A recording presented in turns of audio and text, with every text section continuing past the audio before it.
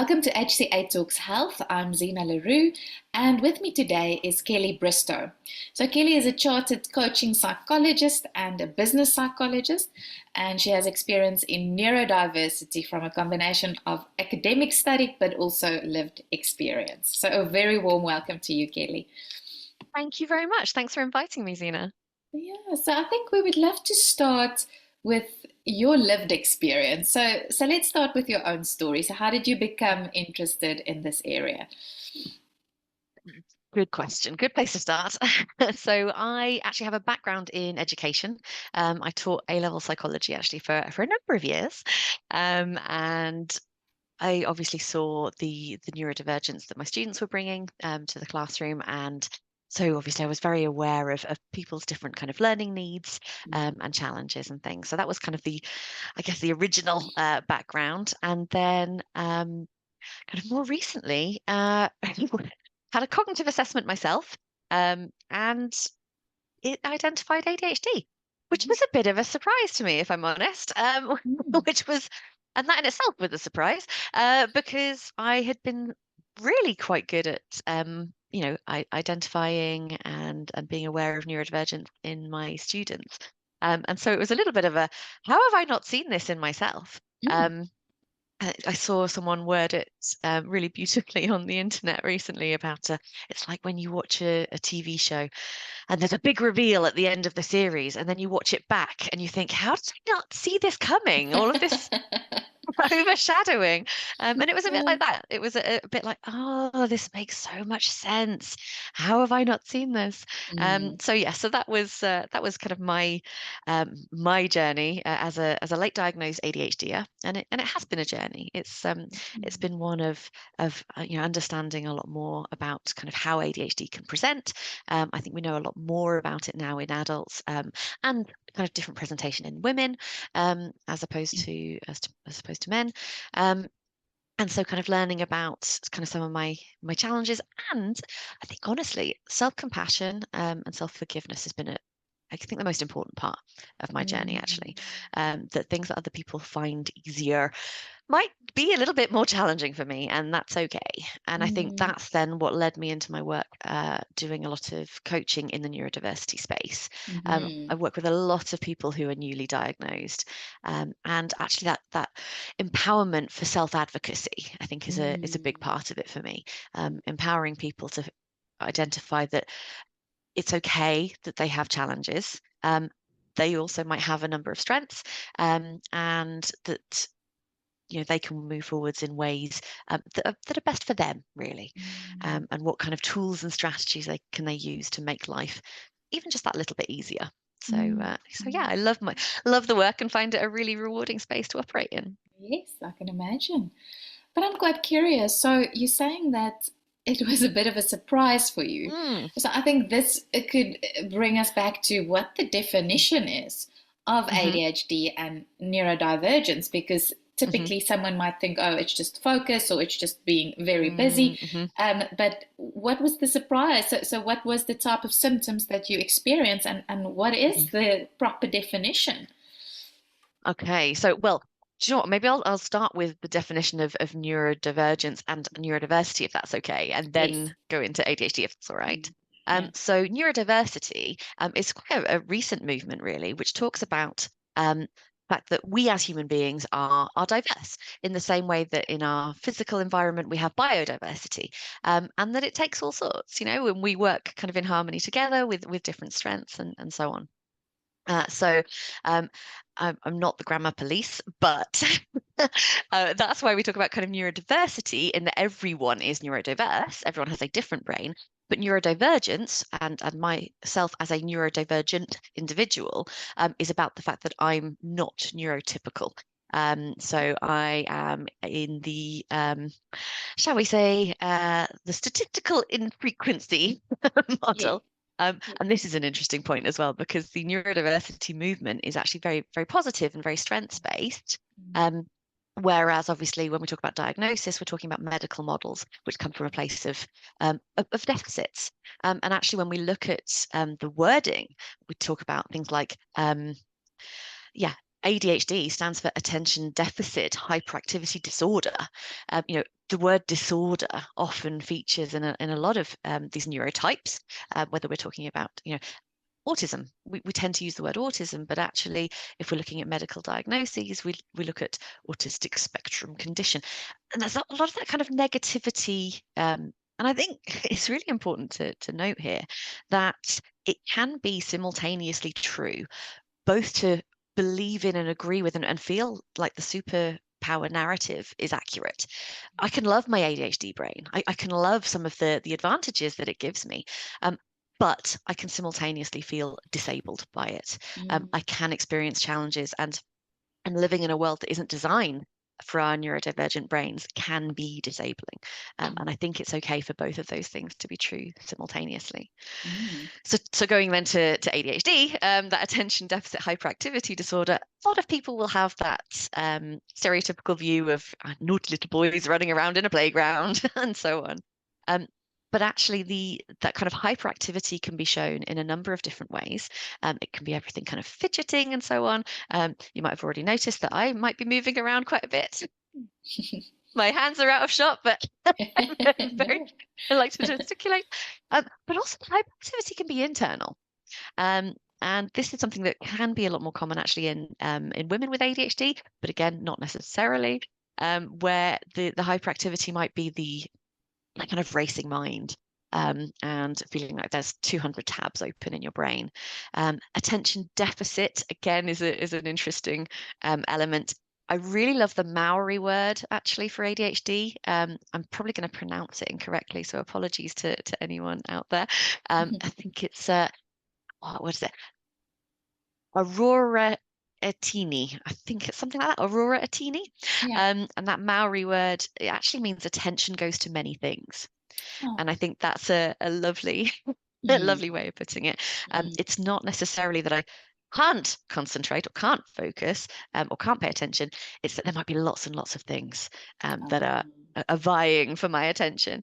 Yes. And talking about that almost evolutionary perspective, which fits with the neurodiversity narrative of, well, it takes all different types. It's been seen that there's a benefit of ADHD to the population because we were the ones that were scanning the horizon looking for danger. We were the ones that were saying, right, no, come on, resources are running dry here, let's move on. And so it was those things that served a benefit that perhaps now are not so useful in the society involving looking at a computer screen for 8 hours a day. Yeah, yes, exactly. Okay, that's a great description of, really getting an idea of what it means. So what you've mentioned that, scanning for danger, looking at the horizon, but what are some of the other advantages? What is it that you love most about your ADHD brain? It's a lovely question. Thank you, Zena. So we are dopamine seekers. So again, that can be a blessing and a curse. It does mean we love variety. So I do quite like that I like variety. Quite often, so myself, my own kind of lived experience, I'm definitely a people person. So all of my work involves people. Coaching obviously is a big part of that, and I love coaching. I love building those authentic relationships with people to kind of really get to the heart of things in a really deep way. So yes, the kind of the interpersonal stuff I love. Creativity as well. That's an interesting one for me because I'd always thought about creativity meaning, I don't know, being artistic. And honestly, I can't even draw a stick person. But I think I'm quite creative with ideas, that kind of outside of the box thinking, which is really common for neurodivergent people. Not just as ADHDers, but thinking about, well, okay, here's a problem. What are the different ways that we could approach this? How about this? How about that? This. And yeah, kind of that creative thinking and that energy. Definitely energy at times. That can be really lovely. So it could be so beneficial in so many different areas, but you've said that it's not necessarily ideal in the world that we're currently living in. So what are the main things that come in the way for a person with ADHD in today's modern environment? So again, speaking from personal experience, and actually from a lot of the work that I've done with other clients, and obviously the kind of research findings out there. Executive dysfunction is a big element for many neurodivergent people, and obviously particularly with ADHD, where being able to actually do the boring tasks Mm-hmm. can really be a challenge. Mm. So if it's not something that's going to give you much dopamine, then actually almost the strength, that willpower, that motivation to actually do it can be really, really hard, actually almost disabling. Mm. I mean, I'll often say things like, yes, I can sit at my computer screen and hyper focus on something that I'm really interested in for 16 hours straight. And yet, why is that pile of laundry been there for 3 weeks without me putting it away? Mm. Um, and honestly, it might as well be climbing Everest. Except actually, probably climbing Everest would be easier because at least that would be novelty and interesting and would give me some dopamine. So I'd Yes, probably rather be doing that than the yes, I than hear the you. laundry. Yeah, yes. So I think that can be a big, big challenge. The kind of the boring tasks can be really challenging to kind of get going. Mm. Other common things, and again, a lot of people will say, well, we all struggle with that sometimes, don't we? Mm. Yes, I'm sure we do. We all forget things sometimes. But we're talking here about, a level that is Yeah. beyond kind of day to day Mm. challenges. So we're talking about, disabling levels of procrastination, and distractibility, difficulty concentrating, and so on. So those can be really quite disabling at times. Mm. So, if the organization that you're working for has some Mhm. awareness around this, is there Mm, anything that they could do to create more inclusive environments? definitely. I think there is some really good work going on in some organizations, and I think things have definitely got better. Mm. I think there's still a long, long way to go. I think I'd go back to the comment that actually a lot of inclusive things are, by very definition, inclusive for everyone. So things Mm. like readable fonts are not just useful for people with dyslexia. Yeah. Readable fonts are great for everyone, aren't they? Spell check, things like that. Flexible working is a really good example of something that all organizations, granted, but a lot of organizations can ensure that colleagues are able to work uh, in a flexible manner. Mm. That can be things like, for example, if the sensory overwhelm of traveling on public transport at peak times of day just drains a lot of energy. You might have heard of spoon theory before, which is this idea that we've all got a certain number of spoons, which is a metaphor for energy. And different things will take different number of spoons on different days. And actually, for a neurodivergent person, perhaps with ADHD, perhaps with autism, it might be a lot. It might be a lot just to get on public transport with that sensory overwhelm, the noise, the crowdedness, the smells. And so, actually, being allowed to go to work an hour earlier and finish an hour earlier, or an Mm. hour later and finish an hour later, they're still doing the same amount of work. It's still, Yeah. same number of hours. They've still got some core hours that overlap with colleagues for meetings and things. But actually, that can really help kind of keep some spoons in the tank, shall we say, Yeah. Yes. for later, and invest them on things that are actually, what we want people to be working on. Why drain the spoons on the little unnecessary things when Ah, they could be yes. saved for the actual work? Yes. Um, and a related idea there as well is job crafting. Mm. And job crafting is not a new idea, actually. It's been around for a long, long time. And yet it seems to have only recently kind of come back up again. And this is, again, an idea of we don't all have to do the same thing. We're not all on a production line in a factory, having to do the exact same thing as everyone else. Actually, in a lot of workplaces now, especially in larger organizations, we can divvy up work within a team. If you are great, Zena, at putting together the presentations, and you Mm. love, the creativity of a designing a PowerPoint, and I love the interaction with the, great, you design the PowerPoints and I'll deliver them both. Yeah.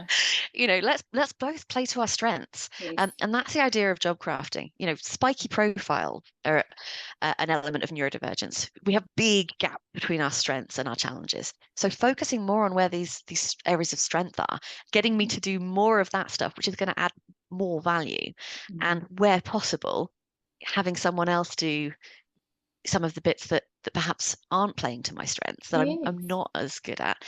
In the same way that a football manager plays, different members of the team in different Yeah. positions, Yes. Yes. play to people's strengths. It makes sense. Of course. Yes, I agree. Okay, so I think it really is important to be aware of these things and Mm-hmm. to, it shouldn't be a shameful thing if perhaps your brain No. is a bit different. But Mm-hmm. if the organization is aware and if you can be accommodated in certain ways, then it could make a huge difference in terms of bringing that Absolutely. creativity and strengths Mm-hmm. to the table from which an organization could obviously hugely benefit. Right. Absolutely. Absolutely. And I think in terms of what can organizations do to help facilitate that, I think that changing that narrative, people being really, creating the psychological safety required for people to feel enabled to talk about the things they find easier, the things they find harder, Yes. without even having to disclose. Because actually, it shouldn't require disclosure. Actually, if to be able to say, well, this is what I'm really good at. This is where I add the most value.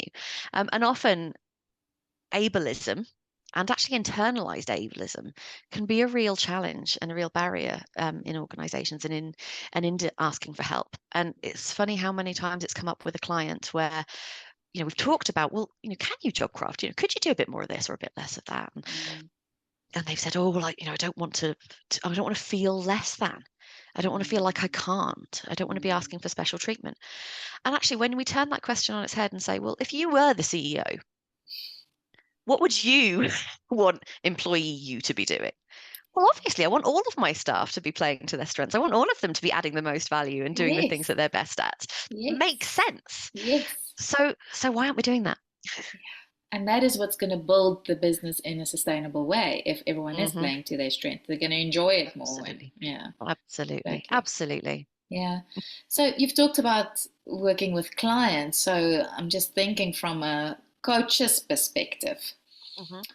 How important is it to have awareness of this, that there are people who are neurodivergent or have ADHD brain? So how do you work with clients as a coach? Again, really, really good question, Zena. I think it's important to note that recent research suggests that up to 20% of the population are neurodivergent. They might not all be diagnosed. They may or may not be self-diagnosed or self-identify. But yeah, we're looking at about 20% have some type of neurodivergence. So even if you're thinking, well, I'm not a neurodiversity coach, so I don't need to know about this. Well, the chances are you will be coaching people who are neurodivergent, Yeah. whether they know it or not. So I think actually an awareness of this is really, really important. It can be particularly important because there are certain things that may be more or less important to different groups. So things like in coaching, we talk often about goal setting, and part of goal setting might be about that kind of visualizing or imagining the future and your future self. That's actually particularly challenging for some neurotypes. So some people who are autistic actually find it really quite difficult to imagine a future self. So actually that kind of technique of involved in kind of visualizing and goal setting actually might not be as effective. There might be something else that we need to try. ADHDers have been found to find it far harder, and it takes far longer to establish habits and routines.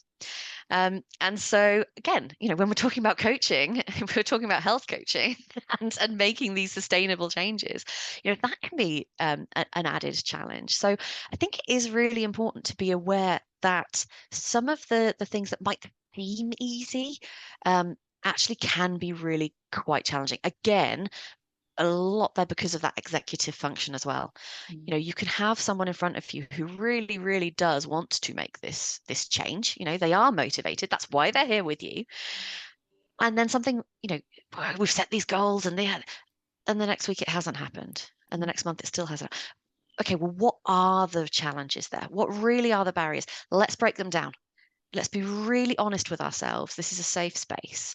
Um, and it might be something that seems so seemingly small, like actually I have sensory overwhelm and putting on a sports bra is a huge challenge to me. Yeah. Um, and therefore that's why I'm not going running. And so actually acknowledging that, well, thank you. Mm. How can we get around this? What else could there be? You know, you actually you just need a different sports bra. Yeah. Or is there a different sport that you can do that it doesn't require a sports bra? Like, how about swimming? And really kind of getting to, it doesn't matter if it seems like a silly thing. It's not silly. It's a real barrier to you, and Mm. that's okay. And I think I think being aware of neurodivergence and how it might show up, it can be really, really important in facilitating those conversations to enable change. Um, and I actually don't ever ask clients if they have a diagnosis or not, or anything. I actually just ask a very open question to all of my clients, which is there anything that you think I should know to help get the best out of this relationship? Mm. And then it's up to them what they think is important. Yeah. Um, then can come out. So Yes. they're Yes. free to share with me, well, actually, I think I might be, or I don't know if I am. And Mm. actually, from a coaching perspective, it doesn't matter if they have a diagnosis or not. Their challenges are their challenges, Mm. irrespective. Exactly. But I think that just shows us the importance of having rapport with your client Mm, so that they feel mhm, safe enough to be mm, able to mhm, share something like that. Because I think what might be coming in the way is they don't want to mm, mention something that they think is so silly, like the mhm. sports bra. Yeah. It's not a huge barrier according to them, Hmm. but that's coming in the Hmm. way. So feeling Yeah. safe enough to bring that Mm, up, I guess, is very important. definitely. So, how would you, Definitely. besides that, how would you Hmm. work differently with a client when you know that they have or they are neurodivergent? So I think, like I say, the kind of being aware that things might not work first time. And actually, again, a lot of it comes from that contracting, Mm. that asking them, you know, if there is anything that they would like me to know. Also, is there anything that you would like me to do or anything that needs to be in place for us to get the most from this? And I might make some kind of offers in the suggestions there of things like, you know, for example, you know, if you want to fidgets or, you know, how about breaks? Breaks is a really interesting one because, you know, for many of us, if we have an hour's coaching session, we might not think about having a break because it's only an hour. Whereas actually for some people, focusing and concentrating in an intense coaching conversation for an hour is quite a lot. Yeah. And so actually just 2 minutes away from the screen, just walk around, you know, come back. Great. Actually asking for break can be a challenging one. So contracting for that in the first place of, Mm. you know, a number of clients have said, well, actually, I'm not very good at asking for what I need. So can we schedule in a break after half an hour, so that I don't need to ask for it? Yeah, absolutely. I will often share with my clients that I'm an ADHDer. Because again, I hope that element of honesty and disclosure kind of helps them to feel safe. But again, I would never want to pry or ask something that they might feel uncomfortable in sharing. So Yeah. that's why the offer is there of, you know, what needs to be in place, what would be helpful. Mm. And you never know what's gonna come up. Anything from breaks and fidgeting to, well, actually, yeah, do you mind if I walk around my living room whilst I have this Yeah. session on my phone on Zoom or Teams or whatever? Mm. Um, and and kind of creating that space for this is experimentation. You know, we're going to see what works and what doesn't, and let's both give each other feedback. So actually, if this isn't working, that's okay. Let's try something else. Yeah. And because again, yeah, as the phrase goes, you know, if you met one neurodivergent person, you've met one neurodivergent person. So I absolutely would not want to go in with any preconceived ideas about, oh, because you have X or you are Y, that Mm-mm. means that. No, Mm-mm. it's what do Mm-mm. you need? So is it helpful? oh, we've just said about this. Actually, can you just give me a second so I can write that down? Yeah. Or actually, do you mind writing that in the chat for me? Because I don't know how to Yes. spell it, or anything like that. It can be tiny, tiny adjustments that we're making, just to help that client get the most from it. And again, so thinking about kind of, goal setting, taking it that really step further of, and what needs to happen for this, and is there anything we can do with that now? Do we need to put that in your diary now? Yeah. Yeah. Because with the best will in the world, if you've not made the time to do it, it might not happen. Yeah. So really thinking about unpacking, what exactly is going on, and what can make this as useful as possible to the client. And not assuming. I think that's very important. Not assuming that everyone is going to react in the same way or might need the same things.